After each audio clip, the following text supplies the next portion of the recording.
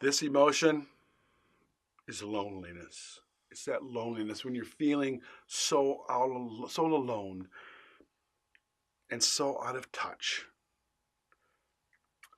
with the world, but mostly out of touch with your loved one. If you look at her eyes, they're welling. You know, the grief is beneath us all the time. And you can see the welling in the eyes. The tears are ready to come out. And when someone comes up to you and says, "Oh, I'm sorry, I didn't mean to make you cry," do we enlighten them and say, "No, they didn't make us cry. They allowed the tears. No one has to make us cry. The tears are there. We're just trying to contain them most of the time." But there's good people that allow us to let those tears out. As I've talked before, the importance of shedding tears, the importance of getting out the words, letting your grief out, externalizing your grief, not internalizing your grief. If you want to die young and age rapidly and gain weight or lose weight, internalize your grief. If you want to feel healthy and help yourself on this journey, externalize your grief. Wear it on your shirt sleeves. Tell people about it.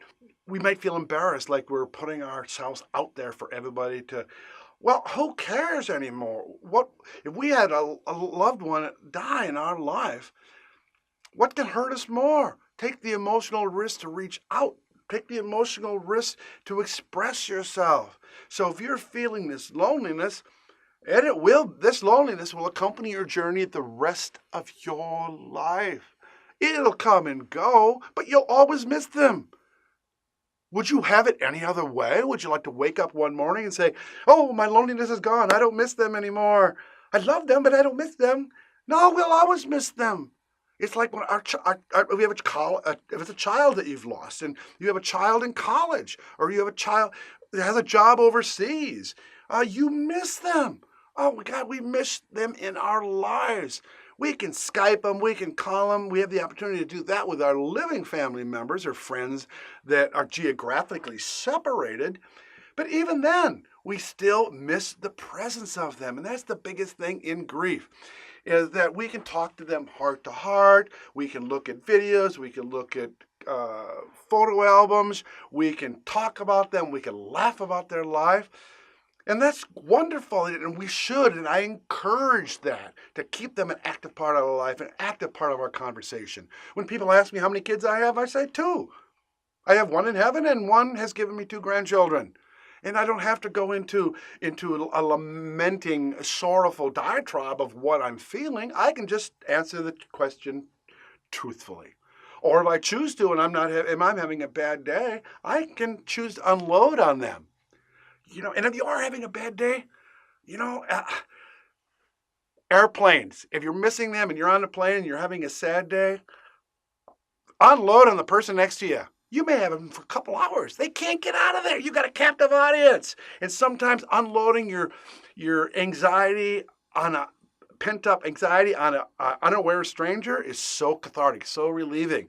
Because they're just going to listen. They can't go. They're not going to judge you because they don't know you. They're not going to say anything like a family member, a good friend might tell you to move on or get over it. They're just going to listen and have compassion. How can you not have compassion for someone who is sharing their heart with you? They may consider flying first class next time, but yeah, share your story. Share your story with people. Some people are getting tired of listening to the story. But when we look at this emotion, the missing them, it's always it's always up here.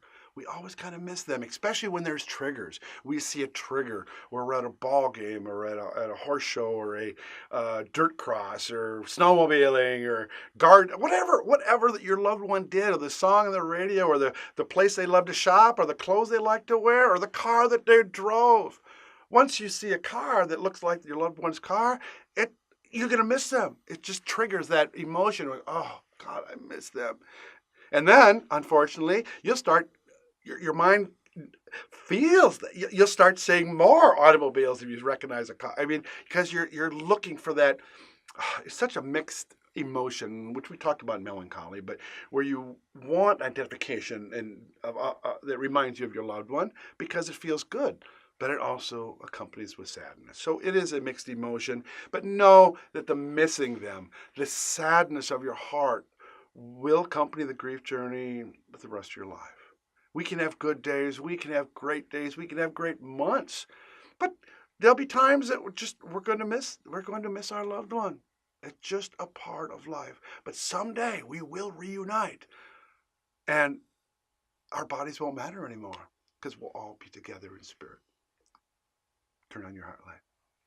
Namaste.